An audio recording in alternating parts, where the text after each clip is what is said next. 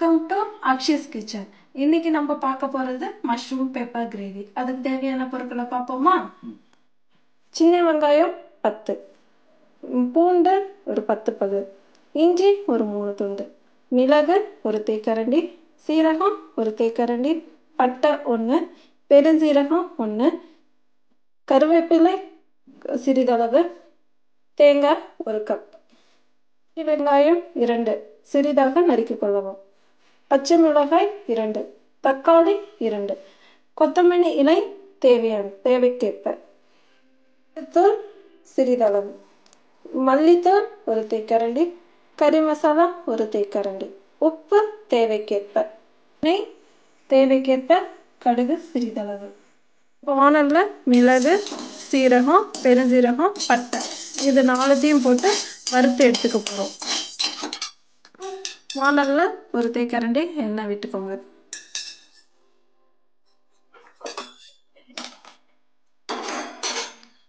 சின்ன வெங்காயம், பூண்டு, இஞ்சி, கருவேப்பிலை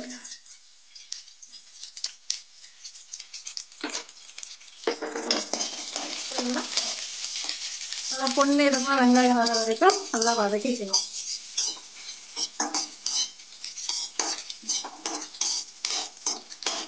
கொஞ்சம் வெங்காயம் வதங்கும் போது நம்ம தேங்காவை ஆட் பண்ணிக்கலாம்.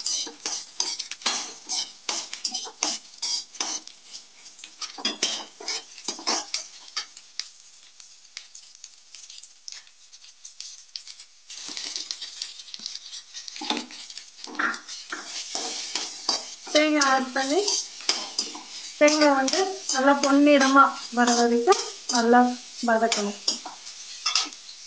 மிளகு சீரகம் வறுத்து வச்சிருந்தோம்ல, அது கூட இந்த தேங்காய் வதக்கினதையும் எடுத்து போட்டு எல்லாம் அரைச்சி ஒரு பேஸ்ட்டாக எடுத்துக்க போகிறோம். இந்த மாதிரி பேஸ்ட்டாக எடுத்துக்கணும். எண்ணெய் ஒரு தேக்கரண்டி ஊற்றிக்கோங்க. கொஞ்சம் நல்லாவே ஊற்றிக்கோங்க. கடுகு,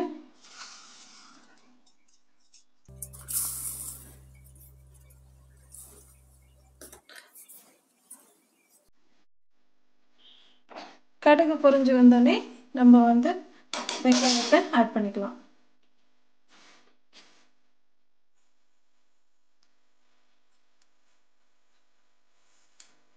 கடுகு பொரிஞ்சு வந்துருச்சு. இப்போ வெங்காயத்தை ஆட் பண்ணிக்கலாம்.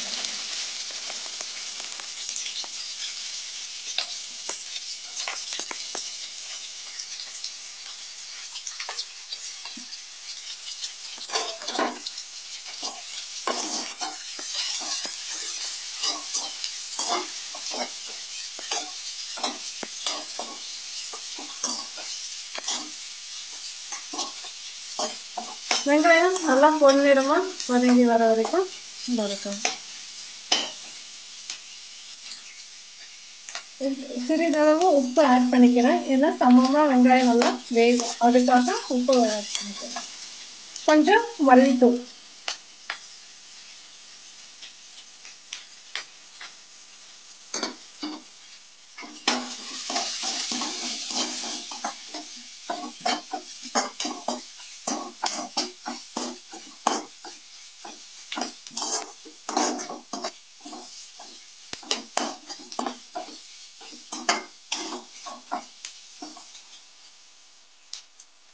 இப்போ தக்காளியை ஆட் பண்ணிக்கலாம்.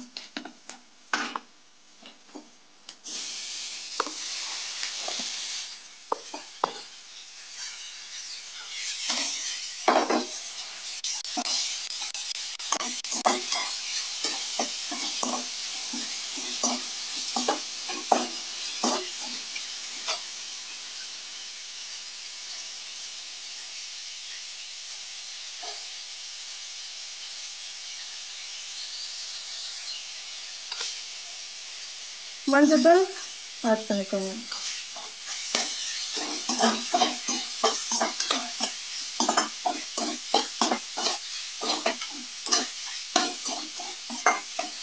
தக்காளி நல்லா ஜூஸியாக வதங்குற வரைக்கும் நல்லா வதக்கிக்கோங்க. இப்போ தக்காளி நல்லா வதங்கிருச்சு. மஷ்ரூம் ஆட் பண்ணிக்கலாம்.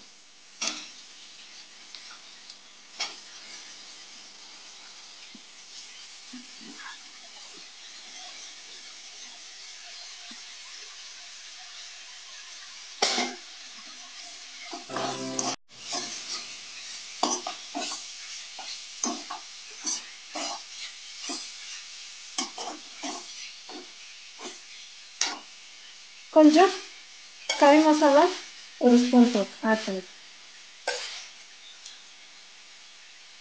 கறி மசாலா இல்லைன்னா கரம் மசாலா ஆட் பண்ணிக்கலாம் ஒரு ஸ்பூன், நம்ம ஆப்ஷன்.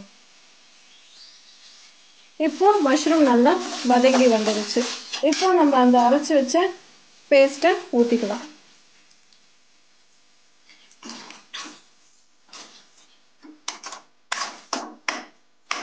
அந்த பேஸ்ட்டு கொஞ்சம் தண்ணி விட்டு ஆட் பண்ணிக்கோங்க, தண்ணி ஆட் பண்ணிக்கோங்க. அந்த மசாலாவுக்கு தண்ணி ஊற்றி, மசாலாவில் தண்ணி ஊற்றி ஆட் பண்ணிக்கோங்க. கொஞ்சம் நல்லா தண்ணியாகவே ஆட் பண்ணிடுங்க.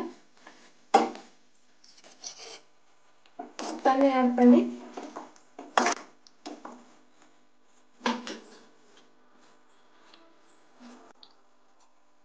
நல்லா தண்ணி கொஞ்சம் நல்லாவே ஆட் பண்ணிக்கோங்க. ஆட் பண்ணி சுண்டி வர வரைக்கும் நம்ம வெயிட் பண்ணணும். உப்பு ஆட் பண்ணிக்கோங்க.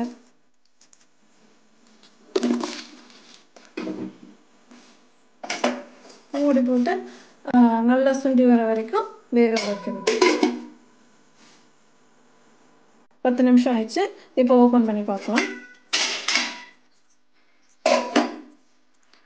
நல்லா சுண்டி வந்துடுச்சு.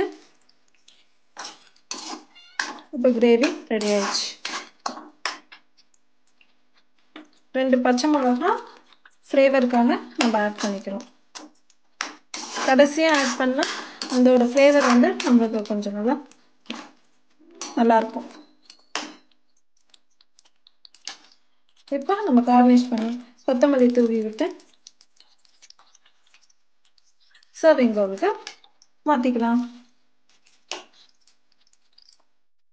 மஷ்ரூம் பெப்பர் கிரேவி ரெடி ஆயிடுச்சு. இது சப்பாத்தி, பரோட்டா, சாதம் எல்லாத்துக்குமே நல்லாயிருக்கும்.